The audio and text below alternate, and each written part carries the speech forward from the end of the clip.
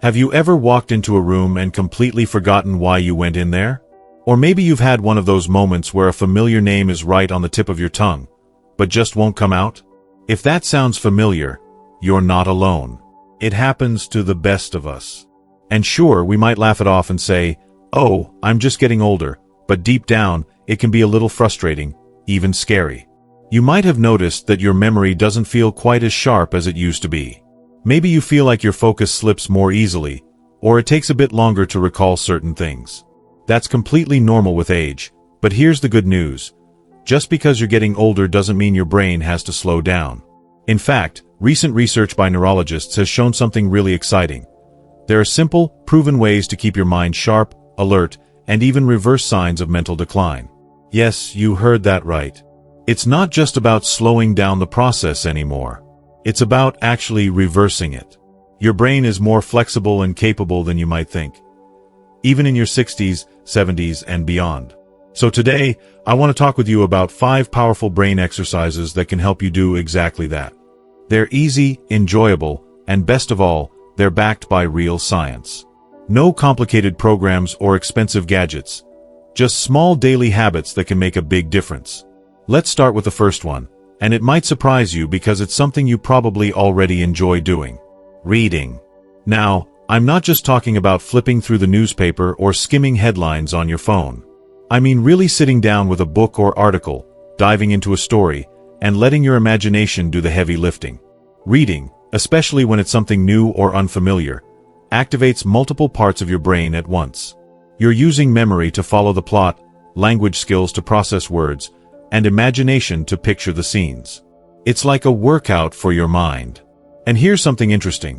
Neurologists have found that reading fiction in particular helps improve something called cognitive empathy, which is your brain's ability to understand other perspectives. That kind of mental stretching not only strengthens your memory and comprehension, but it also supports emotional resilience. So if you haven't picked up a good book lately, this might be the perfect time. Maybe revisit a classic you loved years ago, or try something completely new. Mystery, adventure, even historical fiction. The more variety, the better. And if reading isn't easy on the eyes anymore, don't worry, audiobooks work just as well. The important thing is engaging with the story, not how you do it. Now, let's move on to something a little more active, learning a new skill. Yes, even now. Especially now. It might sound daunting at first, but hear me out. When you challenge your brain to learn something brand new, it starts forming fresh neural pathways. These are like little bridges in your brain that connect different areas and help information travel more smoothly. It's called neuroplasticity, and it's one of the brain's most remarkable traits. The trick is choosing something that's outside of your usual routine. Maybe you've always wanted to play the piano, or at least pick out a simple melody. Or maybe you're curious about painting, or learning how to use a tablet or computer more confidently. Even something as practical as learning a new recipe or trying out a new language. Yes, even just a few words a day can give your brain that gentle stretch it needs. One study found that seniors who took up new, mentally demanding hobbies, like photography or quilting, had significantly better memory and focus after just a few months. That's because when you're learning, your brain is forming new connections. And that's exactly what we want. Now, I know what you might be thinking. Isn't it too late to start something new? Not at all. In fact, your years of experience give you a unique advantage. You already know how to be patient with yourself. You already understand how to stick with something even when it's tough. Those are powerful tools when it comes to learning. And remember, it doesn't have to be perfect. This isn't about becoming a concert pianist or a fluent Spanish speaker overnight. It's about giving your brain something fresh to chew on. Something that lights you up, even just a little bit. Another wonderful brain-boosting habit, one that doesn't get nearly enough credit, is social connection. I want you to think back to a time when you had a really good chat with someone. Maybe it was a friend, a grandchild, or even someone you just met at the grocery store. Remember how that felt? The smiles, the laughter, the little back and forths? That kind of interaction is actually powerful medicine for your mind. Engaging in conversation exercises your brain in ways that solo activities can't. You're not just talking, you're listening, thinking, responding, remembering, reading facial expressions, adjusting your tone, sharing emotions. It's like a full-body workout for your brain. Neurologists have found that people who maintain strong social ties tend to have better memory, slower cognitive decline, and even a lower risk of dementia. It's not about having a dozen friends or attending big gatherings. It's about having meaningful connections, even just one or two, where you feel heard and valued. And if you're feeling like your social circle has shrunk over the years, you're not alone. It happens to so many people. Life changes, friends move, family gets busy. But it's never too late to reconnect or start fresh. Call an old friend, join a local club, sign up for a class. Yes, even an online one. Even saying hello to a neighbor more often can begin to rekindle that important connection. Alright, so far we've talked about 3 powerful brain exercises: reading, learning something new, and nurturing your social connections. Each one is simple. Each one is doable. And each one works in a unique way to support your mental clarity, memory, and overall brain health. The best part? You don't need to do all of them at once. Start with one. Whichever one speaks to you the most. Build it into your day, even if it's just for 10 or 15 minutes. It's not about doing more, it's about doing something meaningful for your mind. Now that we're already feeling inspired, let's keep going, because this next brain exercise might surprise you. Not because it's difficult, but because it's something we tend to overlook. And yet, it has a powerful impact on how sharp and alert we feel every single day. Let's talk about movement. No, not running marathons or lifting heavy weights, though if you enjoy those things, more power to you. What we're really talking about here is intentional movement that gets your blood flowing and wakes up your body. And, most importantly, your brain. You see, your brain is incredibly hungry for oxygen and nutrients. In fact, it uses up more energy than almost any other part of your body. When you move, whether you're taking a walk, stretching in your living room, or dancing to music while you make lunch, you're increasing blood flow to your brain. That circulation brings in fresh oxygen and nutrients, which help fuel your brain cells and keep them working at their best. Neurologists have found that even mild physical activity can actually trigger the release of chemicals in the brain called neurotrophins. These little guys are like miracle grow for your brain. They support the growth of new brain cells and protect the ones you already have. That means sharper memory, better focus, and improved mood. And you don't need a fancy routine or a gym membership to make it happen. A brisk 20-minute walk around your neighborhood, some gentle yoga in the morning, or even going up and down the stairs a few extra times a day, every bit of movement helps. What matters most is consistency. Here's a little tip that makes it even more powerful. Combine movement with learning. That could mean listening to an audiobook or podcast while you walk. Or even something as simple as counting backwards in sevens while you're stretching your arms. That kind of multitasking challenges your brain in multiple ways at once, and helps form those valuable connections that keep your mind young. Plus, let's be honest, moving your body just feels good. It wakes you up, boosts your mood, and gives you a sense of accomplishment. And when your body feels better, your mind follows. Now, this next one might be my personal favorite, because it's something that brings joy, creativity, and connection, all wrapped up into one simple daily habit. Journaling. Yes, grabbing a pen and notebook, or even just a scrap piece of paper, and writing down your thoughts. You don't need to be a poet. You don't need perfect grammar. You just need to let your mind wander and your pen follow. Writing is like a gentle massage for your brain. It encourages you to reflect, recall memories, organize your thoughts, and express yourself. And when you write regularly, just a few minutes a day, you're actually strengthening parts of your brain that handle memory, language, and emotional regulation. It's been shown that people who write about their experiences, even in a simple way, tend to have better memory recall and reduced stress levels. That's because journaling allows you to process emotions and make sense of things in a way that talking sometimes can't. And it doesn't have to be deep or dramatic. You can write about what you had for breakfast, something funny your neighbor said, or a dream you remember from last night. Or maybe you jot down 3 things you're grateful for each morning.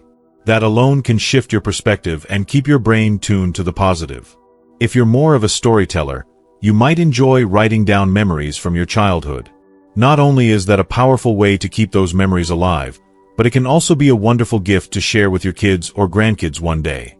Your life is full of wisdom and experiences that matter, Capturing them in your own words is a beautiful way to keep your mind active and your legacy strong. Now, if your hands don't love writing as much as they used to, don't worry. You can also speak your thoughts aloud and record them. Most smartphones have a voice recorder, or you can just talk to yourself while cooking or relaxing. It may sound a little silly, but talking out loud engages many of the same mental processes as writing. It helps you stay sharp and keeps your inner voice strong and clear. So, we've covered quite a bit already. From reading, learning new skills, and connecting socially, to moving your body and journaling your thoughts. These aren't just good habits, they're exercises. Mental push-ups, if you will. And just like with any exercise, the key isn't perfection, it's consistency. You don't have to overhaul your entire day. You don't need a big dramatic routine. Just a few minutes here and there, gently woven into your day, can make all the difference. And if you're wondering whether it's really worth it, whether these small habits can actually help reverse mental decline, I want you to know this. Your brain is still growing. Still adapting. Still responding to everything you do. No matter your age, there's potential for growth and renewal. Science has shown us that time and again. You're not stuck. Your brain isn't fixed in place. It's always ready to learn, repair, and thrive. And maybe that's the most empowering part of all this. You're not powerless. You have tools. You have choices.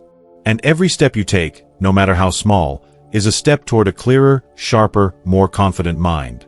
So let's keep going, because we've got one more brain exercise to explore, and it might be the most surprising one of all. So far, we've talked about some really powerful ways to keep your brain active. Reading, learning new things, staying socially connected, moving your body, and journaling your thoughts.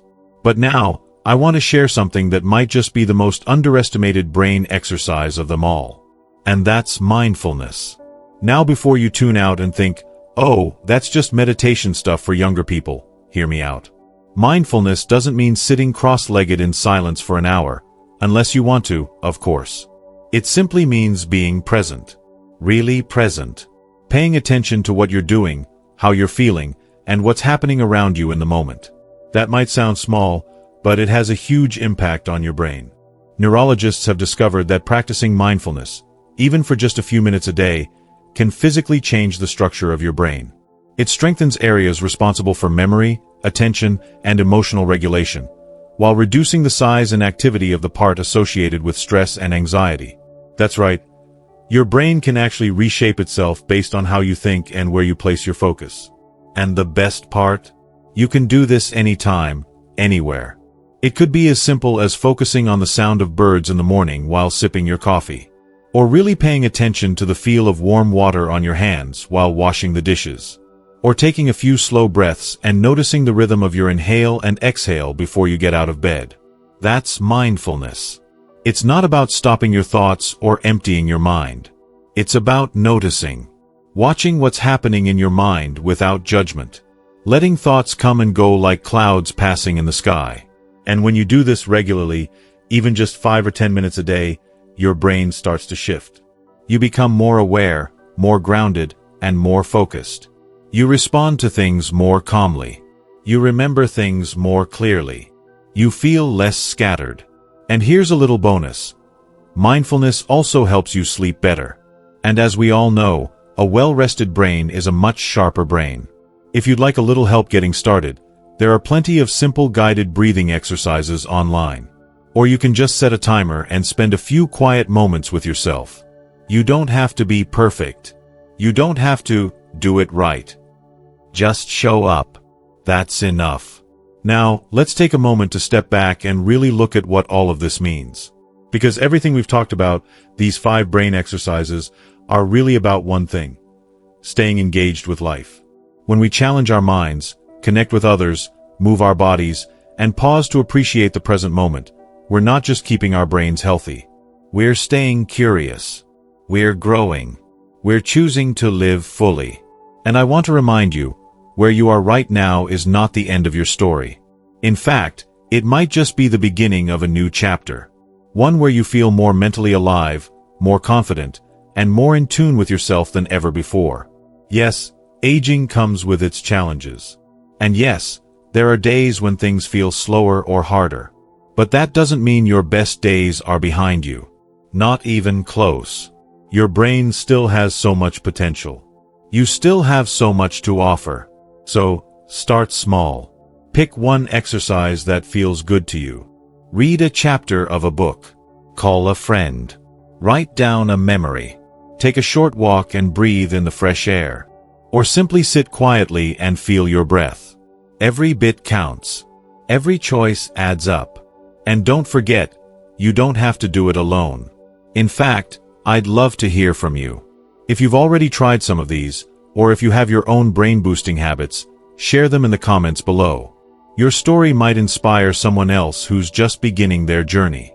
If you found this video helpful or encouraging, give it a thumbs up so others can find it too. And if you'd like more tips on staying healthy, happy, and mentally strong after 60, make sure you subscribe and hit that notification bell so you don't miss out on future videos. You deserve to feel clear-headed, energized, and confident in your mind every single day. And with just a little intention, you absolutely can. Here's to staying sharp, staying curious, and living your best life at any age.